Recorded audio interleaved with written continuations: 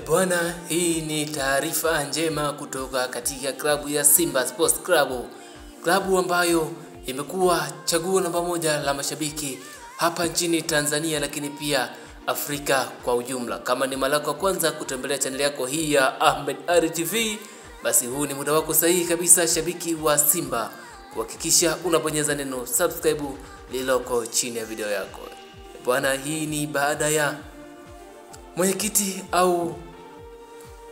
mwenyekiti wa klabu ya soka ya Simba Try Again ambaye alizungumza na kusema kwamba kutakuwa na mabadiliko ya wachezaji kadhaa ambao walioweza kuingia na ambao na watakaoweza kutoka katika klabu ya soka ya Simba. Lakini mlengwa zaidi ni mchezaji ambaye tunamuita kwa sasa ni Joshua Budo Mutale, yani SGR, ambaye ameweza kupewa nafasi zaidi ya mara nyingi na kocha Fadlu Davis, lakini hajaweza kuonesha kiwango chake katika klabu ya soka ya Simba. Huyo ndio itakuwa chaguo la kwanza la kocha Fadlu Davis kuachana naye katika dirisha hili kubwa la usajili. Lakini mashine ambayo itakuja kuingia katika klabu ya soka ya Simba ni Ibrahim Matobo.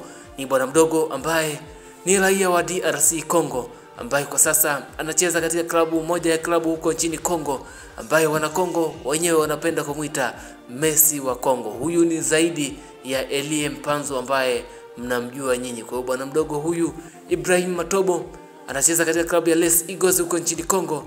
Moja kwa moja katika dirisha kubwa la usajili atakuja kutua katika klabu ya soka ya Simba, kuungana na wachezaji wenzake kama akina Elie Mpanzu, akina Kibu Dennis, akina Jean Chazewa, pamoja na akina Steven Dese Mukwala, lakini pia akina Leoneli Ateba.